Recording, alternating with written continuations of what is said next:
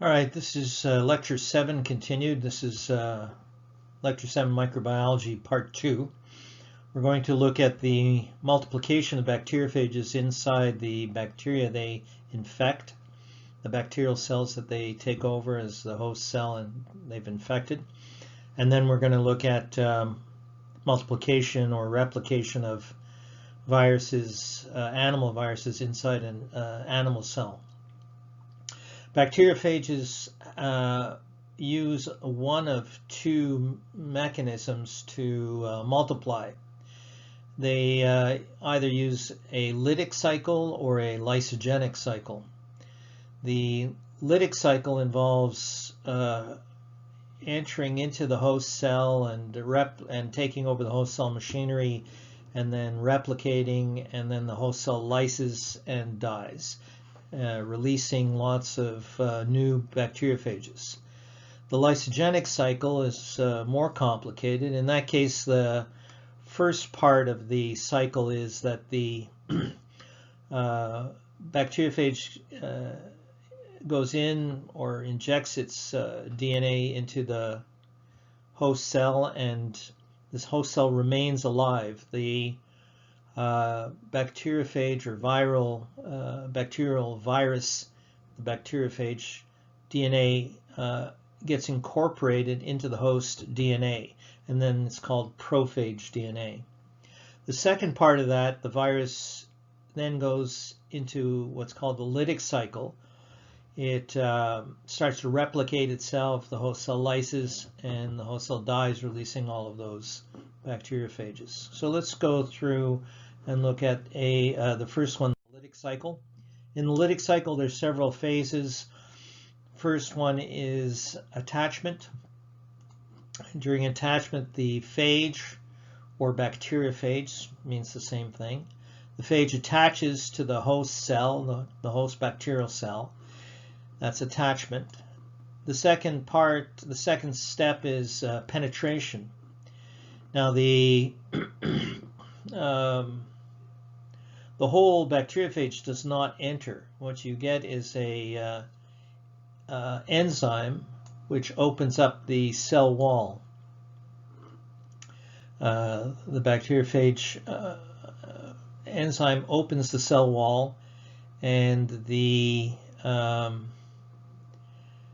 DNA of the bacteriophage is injected into the bacteria. The next phase involves biosynthesis, in which phage DNA and phage proteins are synthesized inside the infected host bacterial cell. Then you get maturation. Maturation involves assembly of all those phage particles. The phage DNA and the phage proteins get assembled together. And then release. In release, the phage enzyme lysozyme breaks the cell wall, just as the phage enzyme lysozyme helped to open it and allow the DNA to get in. Now the phage lysozyme breaks apart the cell wall, and all of the new bacteriophage are released. And here's a diagram showing that, a couple of diagrams showing that. Here's the bacteriophage on the surface of the bacterial cell. It's landed here on the surface and attached to the surface. There's it's drawn in an abbreviated way so that you can easily see it. It's actually much larger. The bacterial chromosome is a single chromosome. It is circular, but it's actually much, much bigger than what is shown here. But nevertheless, it helps with understanding what goes on. So this is attachment, the first phase. Then with penetration, you get entry or injection in of the DNA, the bacteriophage DNA. Then it goes to the next phase where you have synthesis or biosynthesis of the phage DNA, the viral DNA and the viral proteins being made. And then it goes to maturation, and finally release. So there's maturation and then release. Maturation is the same as assembly, and then release of the mature virions to the outside, and lysis of the bacterial cell wall by lysozyme. Now I think it's worth noting that it's a what's called a one-step growth curve. You have one bacteriophage here, goes, attaches, so the attachment, then you have penetration where the DNA is inserted in, and that's in the first 5 minutes after attachment.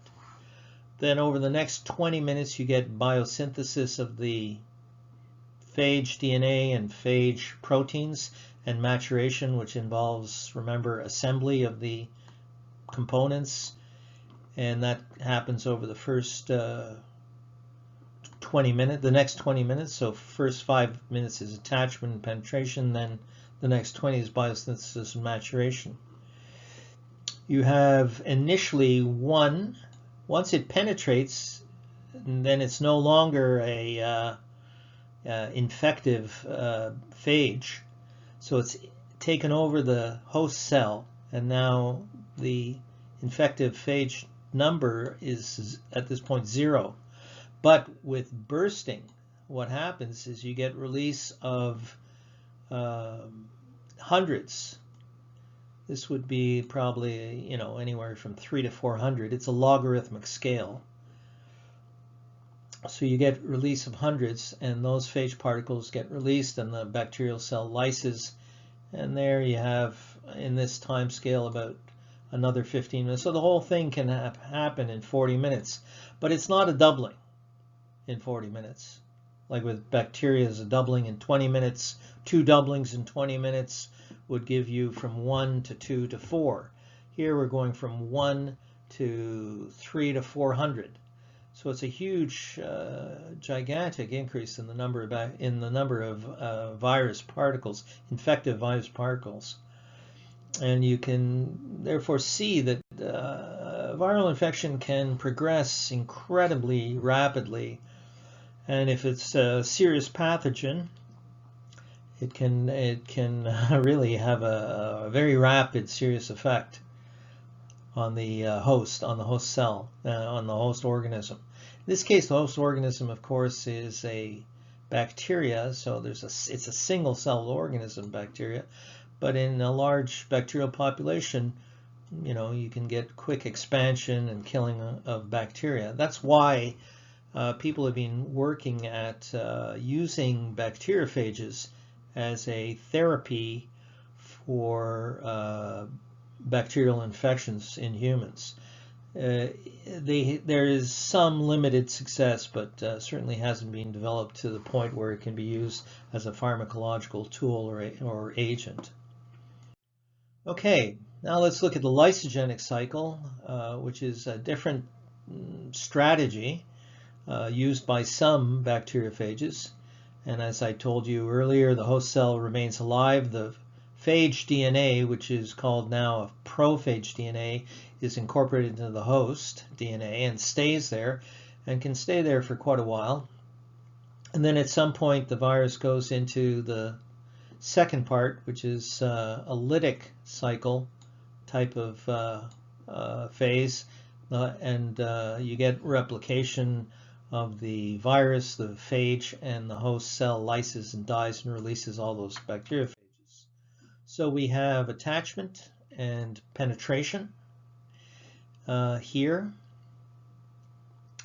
and the DNA of the bacteriophage is entered into the bacterial cell, and in the lysogenic phase it incorporates into the host cell DNA, into the chromosome of the host cell.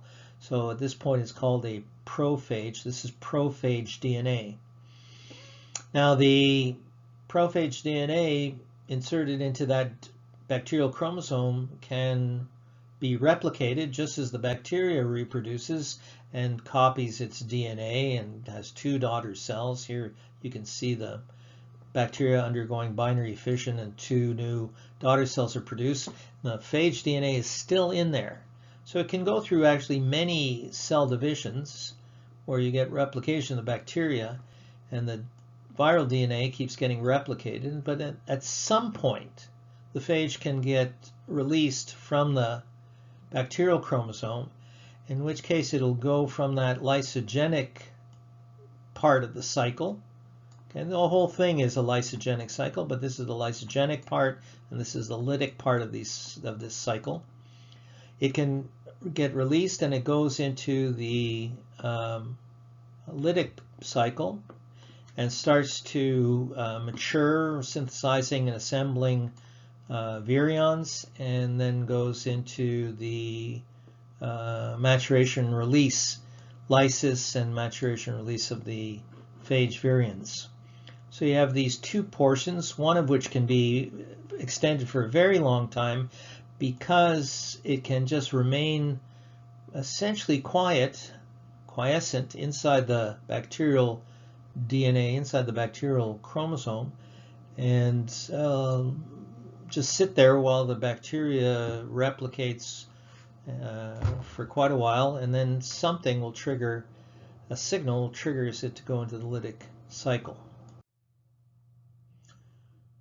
Possible consequences of lysogenic cycle include a number of things. One is that the bacteria can undergo what's called phage conversion, in which case the bacterial cell gains new functions which were coded for by the DNA of the prophage. After all, the prophage is inserted into the chromosomal DNA of the bacteria and can give the bacterial cell new functions, new coding abilities to code for unique new proteins. The other thing that can happen, another possible consequence of the lysogenic cycle, is called transduction. In this case, what you get is when the phage gets, the phage DNA or prophage DNA is released from the host cell DNA, a little bit of the host cell chromosome DNA is packaged with the released phage DNA, so that what happens then is it starts to produce more new bacteriophages, and each one will contain not just the phage DNA but also a little bit of the original host cell, bacterial cell DNA, so it can pick up in that way host cell genes, and then all those bacteriophages are produced and released, and they'll go on to infect other bacteria and carry with them some of the original bacterial host cell DNA. And here you see this kind of specialized transduction that I was just talking about, where you have a bacteria that was infected. It was in the lysogenic part of the cycle, and the prophage DNA is there, and then it comes out, and as you can see, it's taking a small piece, and that's shown by the purple here.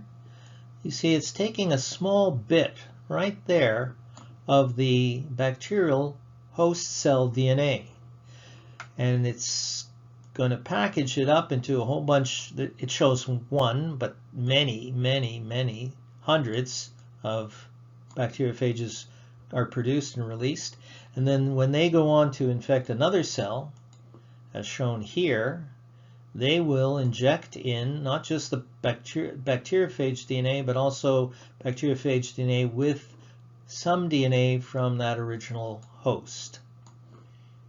Okay, and then that gets inserted, and that's shown here in this diagram, where you have the light purple host cell DNA and the original bacteriophage DNA and the newly included prior host bit of the prior host DNA. In this way, DNA can be transferred from one bacteria to the next, and it could be that it didn't infect, it might have infected one type of bacteria here, but the next one infected is a completely different bacterial species. So you can get transfer of genes from one species to the next by this kind of transduction. And this is all written here. In this case, they're actually showing, they've studied this with a particular, following and tracing a particular gene, the gal gene, which allows the cell to use galactose. This bacteria can use galactose as a source of carbon. It can live on galactose, and this one could not, but now you get transfer of the gene that codes for the ability to break down galactose into the new cell.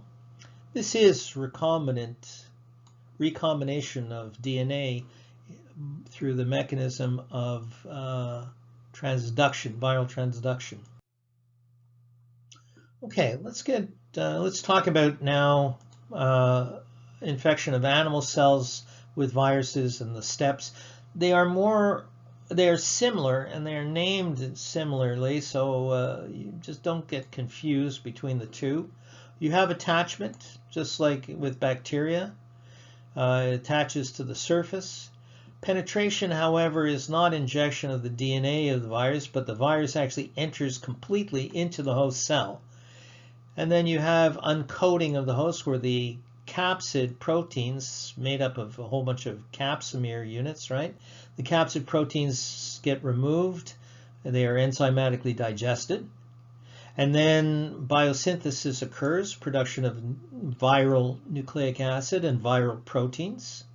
And maturation then occurs, which is assembly, essentially, of the viral nucleic acid and the viral proteins. And then release. And it's not a lytic kind of release often, but it can be budding. Sometimes it is by cell lysis or rupture, but often enough with many viruses it is in fact not lysis, rupture, but occurs by budding. In this case, the virus that gets released takes with it some of the original host cell membrane and becomes and is then enveloped. It is surrounded by host cell membrane as an envelope, but within the membrane are viral proteins that were synthesized according to the viral DNA and inserted into the original host cell's membrane. So when the virus goes out, it takes some of that with it. And the diagram here shows these steps of attachment and then penetration is occurring here, and uncoating where it's highlighted in yellow. These are artificially colored electron micrographs, photographs taken with an electron microscope, but artificially colored to enhance your ability to see what's going on. Here, during uncoating, the yellow was previously the yellow capsid has been removed by enzymatic digestion. And this is a diagram showing the release of an enveloped virus particle that's being assembled inside an infected cell, and so it gets released by budding out. The infected host cell makes viral DNA or RNA, but also viral proteins, and some of those proteins will insert into the host cell membrane. So here you see the host cell plasma membrane with some host proteins inserted into it, and the virus, the newly assembled virus, moves out and buds out away from the host cell, taking with it some of the membrane, and of course the membrane has the viral proteins in it. Viruses that are enveloped with these viral proteins embedded in that envelope, typically the viral proteins, or at least one of the viral proteins, is used for attachment to a new target cell, a new host cell that the virus is going to infect.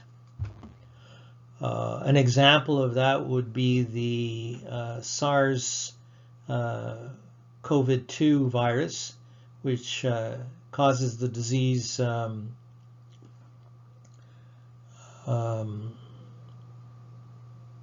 just a second. The SARS, yes, the SARS COVID-2 virus, which causes COVID-19, has viral proteins in its envelope,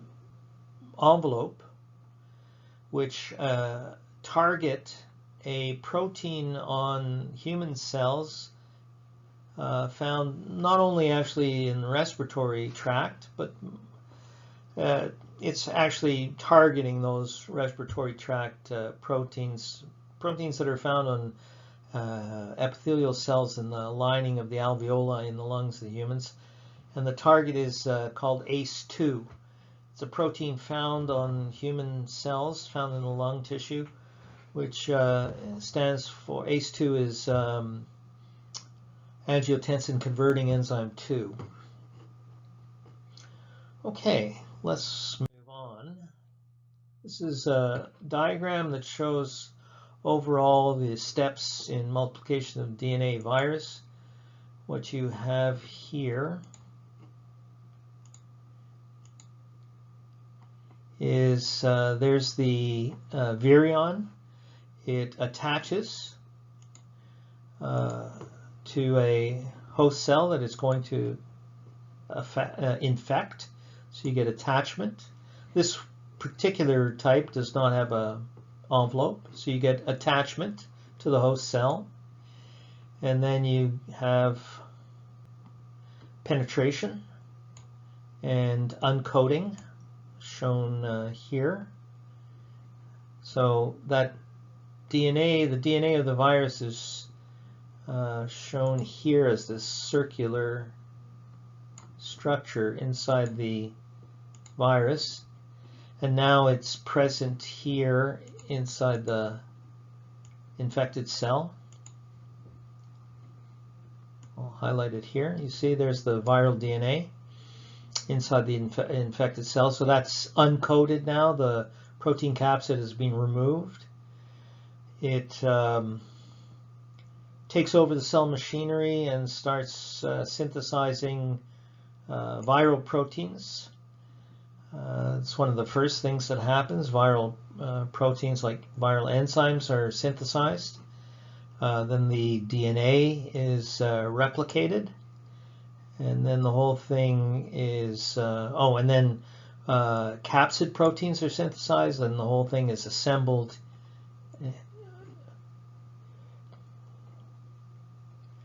and that's maturation, and then released by budding. It's interesting. Released by lysis. That's a lysis event there. That's shown there. One thing I did want to show here is that one of the first things, of course, in order to take over the host cell machinery, it has to start transcription of viral signals. So you have to get a messenger RNA. The sequence of events typically, normally, at least in a host cell, in an animal cell, is genes are transcribed to messenger RNA, and then the messenger RNA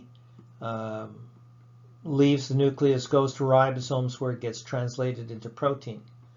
So viral DNA will be transcribed messenger RNA, and the first kind of viral proteins that are going to be synthesized are enzymes that are needed for the entire process of replicating its DNA and synthesizing its capsid proteins. Okay. Now there are some certainly unusual kind of viruses out there.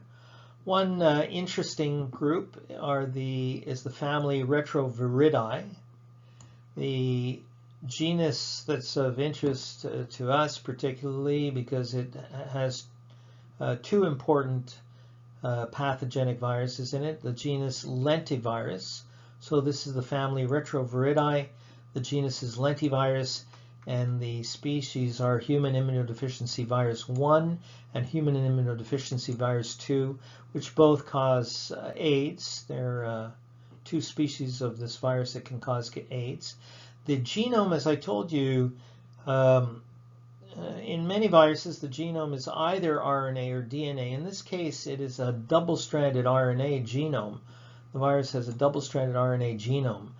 And the initial thing upon infection of a host cell is that the viral genome has to be, the information in the viral genome has to be available to the host cell, so it has to be converted into DNA.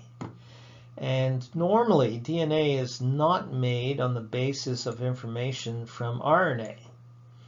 You know, as I just said earlier, in an animal cell, in a human cell, for example, normally all the information is in the host cell DNA, and the genes are there. And if a gene gets activated, it undergoes transcription to form messenger RNA, and the messenger RNA containing the information that was in the gene and the DNA, the messenger RNA leaves the nucleus, goes to ribosomes where it undergoes translation, and the protein is synthesized. A specific protein is synthesized.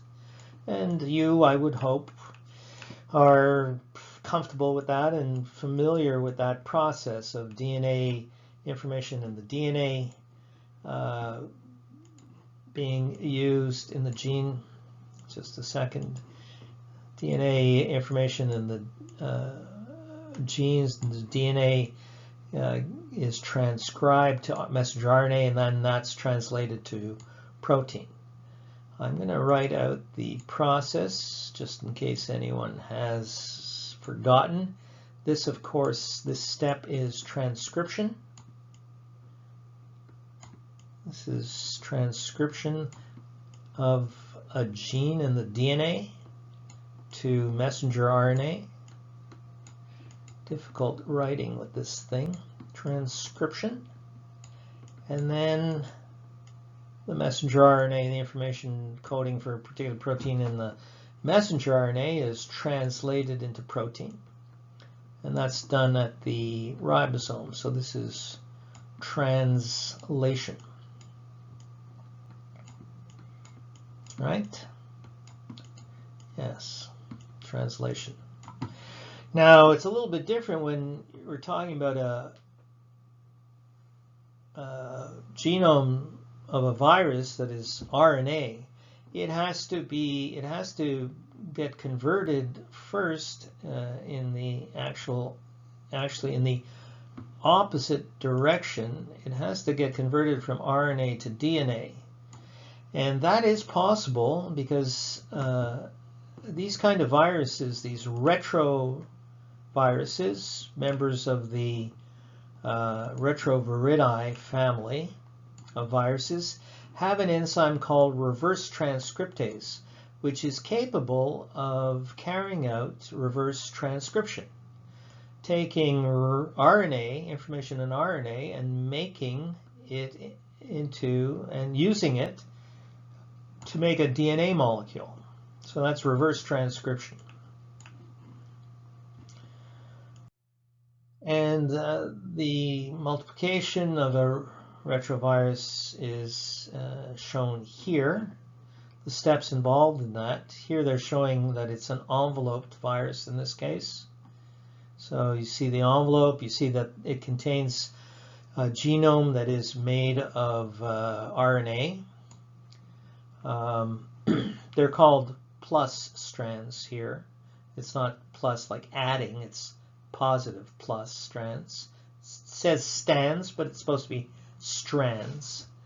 It contains the enzyme reverse transcriptase, and so it is possible to attach and to penetrate. And then by action of the reverse transcriptase enzyme, the viral RNA, the information in the viral RNA, can be used to make a copy that is DNA. So the virus attaches, penetrates, undergoes uncoating, then reverse transcription to produce a double-stranded DNA, and that double-stranded DNA then will insert into the host cell genome. So you have insertion now into the host cell genome. And it can sit there and be used to code for proteins or RNA that the virus needs to replicate itself, to make more of itself. So here we see that process occurring, and new virus gets produced and gets released. In this case, it's getting released via budding. You can see the membrane here shown right there. There's the membrane. So it's getting released by budding out, and so is an enveloped virus. So those are the events that you see with oh yes, there is one term I wanted to point out to you. Remember, we had for the bacteria where you had insertion, and during the lysogenic part of the lysogenic cycle, you had insertion of the bacteriophage or prophage DNA. It was called a prophage. In this case, it's called a provirus. So the provirus DNA inserts into the host cell DNA here. Now, some viruses can cause cancer. This is shown in one or two slides here. It's a gigantic topic. You could go on for easily an hour and just touch on the basics of it. And I don't have that luxury of time. We're not in that kind of a course. It's an introduction. So I'll just make some brief comments, and that is that there are genes in some viruses which are called oncogenes, and they can transform normal cells into cancer cells. These transformed cells have increased growth. They've lost what's called contact inhibition. Instead of, if you grow them in a dish, in culture medium, instead of growing and when they touch each other they stop growing, they just keep growing. There's no inhibition, and they've lost growth control. The genetic material of these oncogenic viruses is getting integrated as a proviral DNA into the host cell's DNA. There are a number of families of viruses that are oncogenic, and I wouldn't want you to, and they're listed, some of them, I think most, if not all, are listed here. Not all members in these families are oncogenic, but some are. I wouldn't want you to memorize this. You'd memorize it and instantly forget it, but I would want you to know that there are oncogenic RNA viruses, and they are members of the family Retroviridae, which we just talked about, that has reverse transcriptase in it and allows messenger RNA or RNA to be transcribed to DNA. Okay, let's talk about different types of viral infections that can occur in animals and humans. I think it's a good place to stop, and this would be the end of Lecture 7, Part 2.